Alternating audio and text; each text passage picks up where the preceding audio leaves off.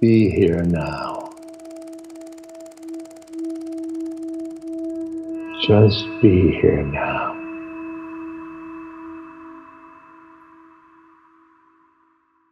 So the leader has to be able to take a big aerial view of that whole situation and somehow become a transformer. A leader has to know how to transform energy, to not reject energy, to see people's gifts, to see their obstacles, and continuously reorchestrate the situation so that people have a chance to grow. Hello, brave ones, and welcome to the Creativity, Spirituality, and Making a Buck podcast with David Nichtern on the Be Here Now network. My name is Michael Kammers, your host and monologist. All of us here at Be Here Now and Dharma Moon sincerely hope this podcast finds you well. Today's episode is a classic-style David's View, a shorter episode with David and I as his podkick in discussion around a CSM and Dharma topic.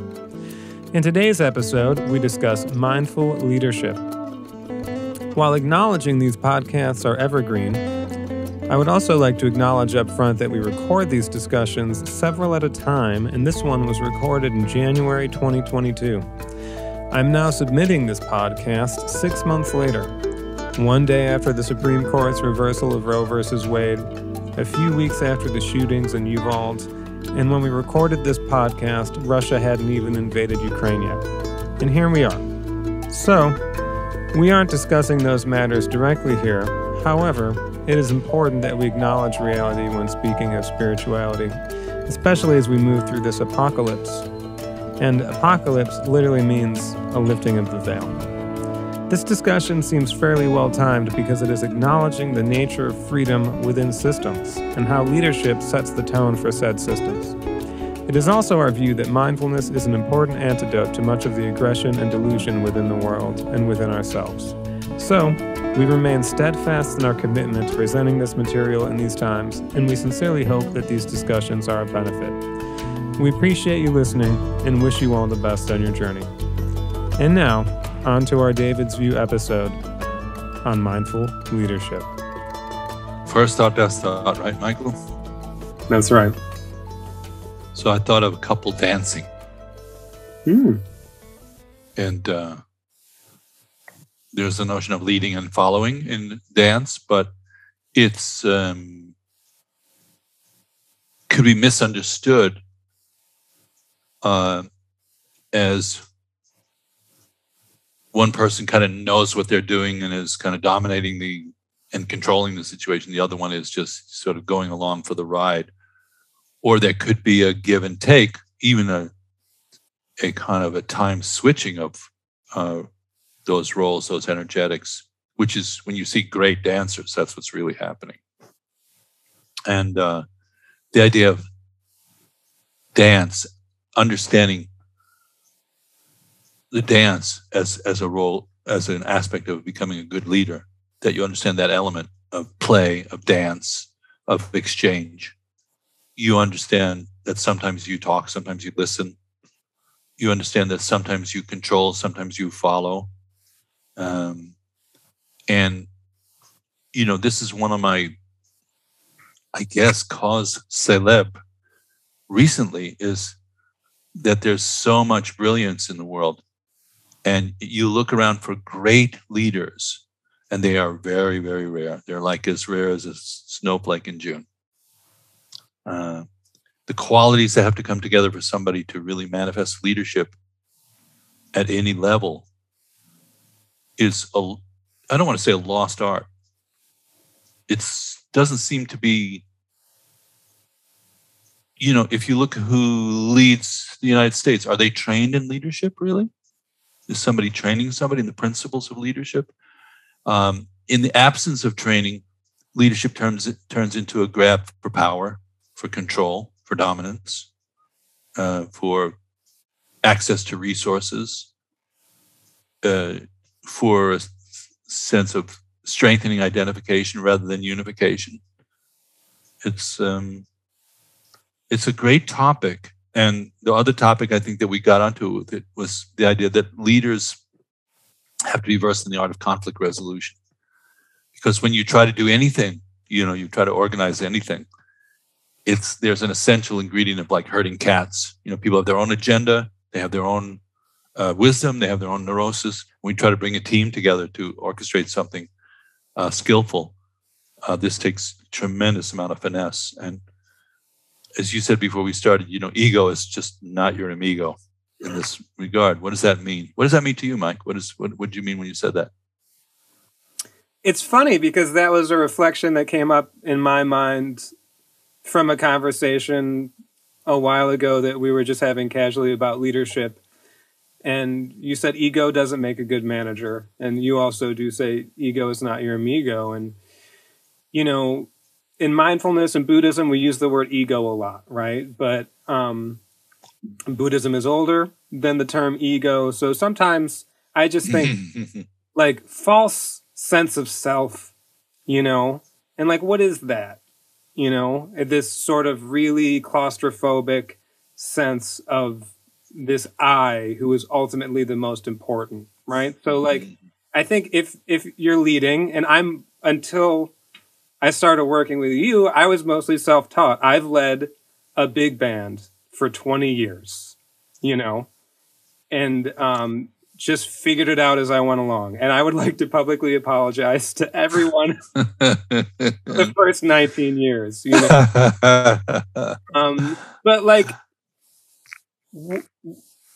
under that is like an intention, right? So is your intention for whatever endeavor you're leading simply your own self-aggrandizement and gain?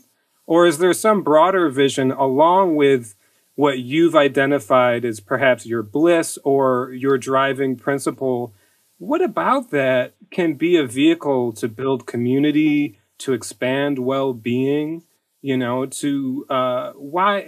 would somebody want to take a ride on your bus? Like if, wow.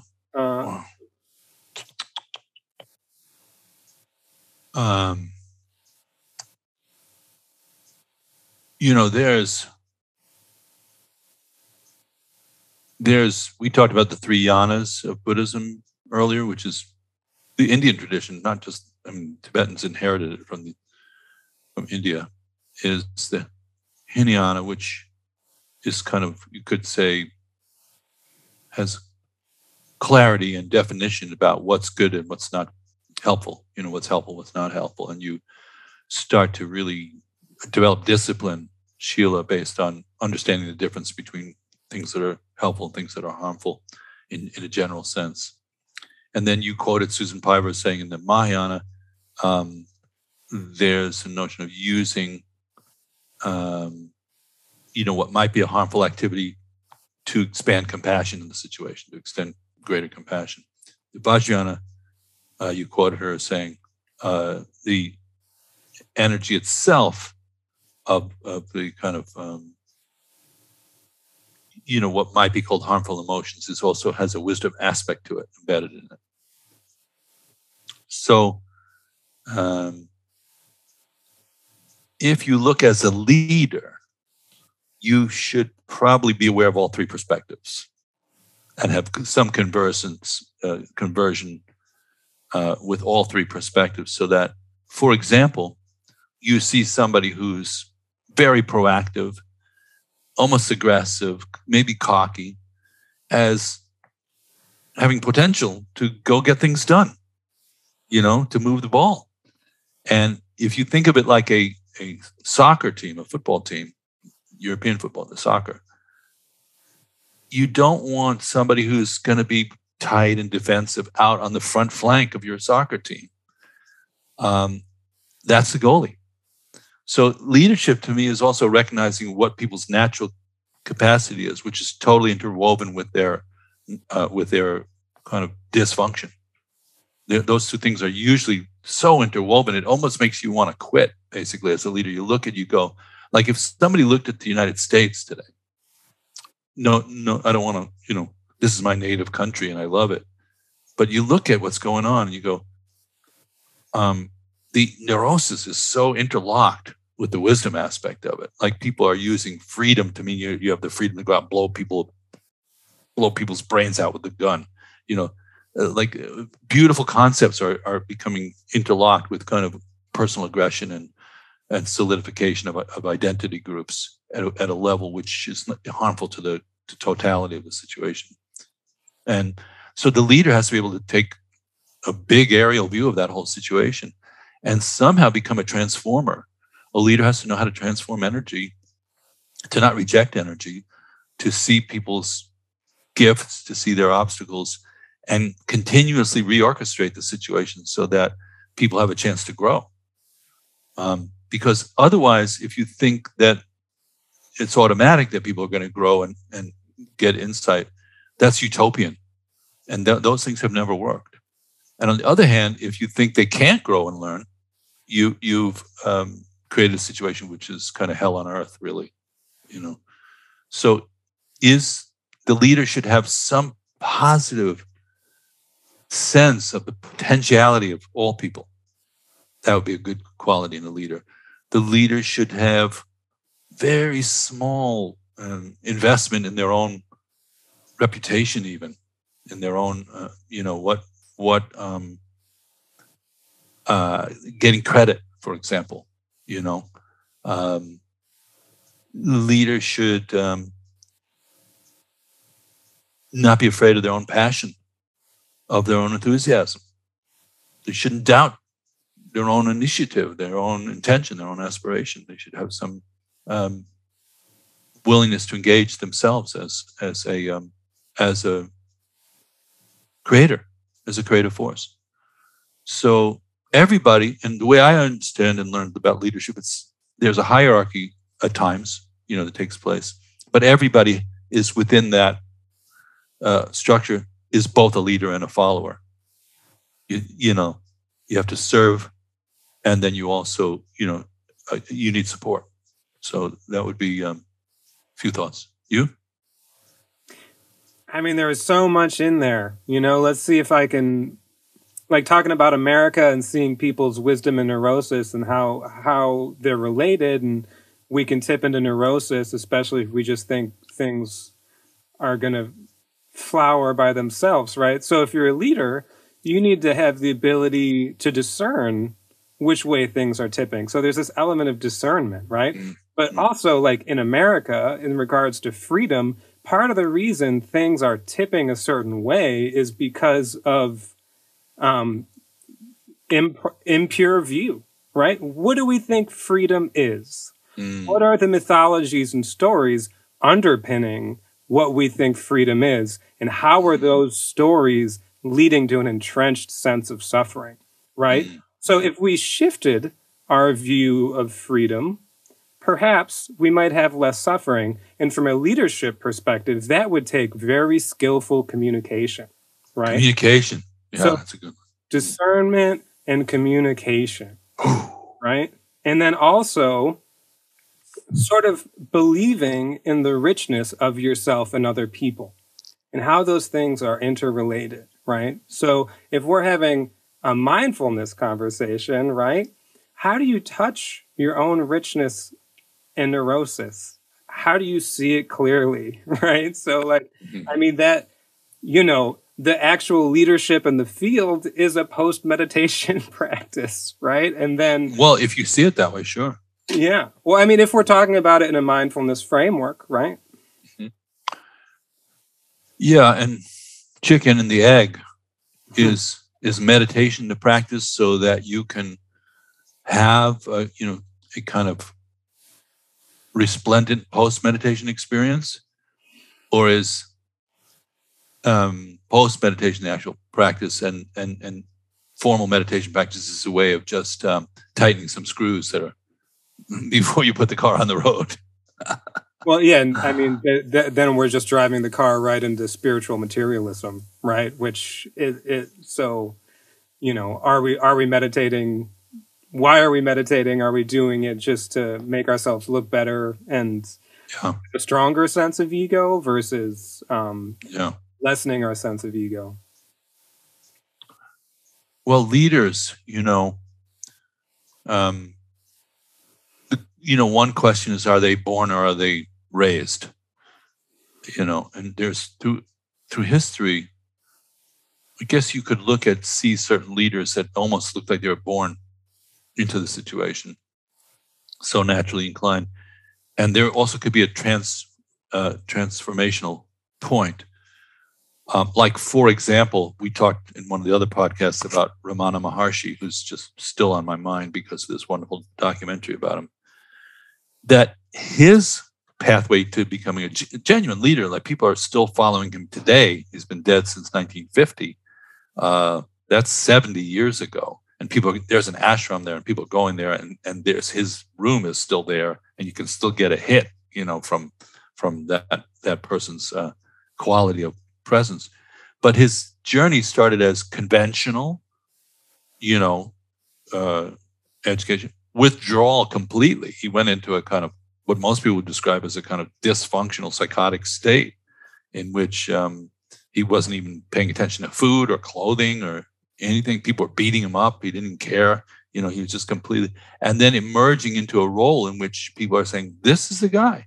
That's the guy you want to go hang out with. That's the guy you want to take time, go spend some time just being with this person. And being kind of, according to the documentary, a fastidious leader, working with the details of the ashram. There was an amazing scene in it in which this is going to be hard not to lose it with this, because he apparently had a gift with animals, like St. Francis of Assisi from your tradition, from your people. Yeah. The animals would come around him and they would behave completely differently. And there was one cow that was part of the Sangha there. That's the only way to really part of the community. And the cow was getting old and was dying. And he put one hand on the cow's heart and one hand on the cow's head and just dropped it into samadhi, basically, as it left this world peacefully, calmly. And there was no sense of differentiation that, this is a lower being or something like that. And also, there was no caste system in his community. There was no sexual bias, towards men are the only ones who are going to get this. So when you get to that level of pure being, the leadership seems to be you're invited by the universe to become a leader, actually. Buddha was invited. Buddha got enlightened and then was invited to become a leader, not the other way around. It's interesting. So sometimes people drop out of activity. They drop out of leadership roles. They drop out of engagement. But if they stay dropped out after they achieve some kind of clarity of mind, there's still usually something lingering there that wants to create a bubble out of that clarity of mind. And we call it the pratyeka Buddha yana in Buddhism. And it's considered a kind of dead-end cul-de-sac where you have some realization, but you just become an isolated solo practitioner. And the way I was taught, that's like has to be pierced through to get into the Mahayana perspective, which is that if you really want to understand clarity of mind, it's interdependent with other beings. There is no clarity of mind that's isolated. No such thing. It's like Buddhahood is unconditional but relational.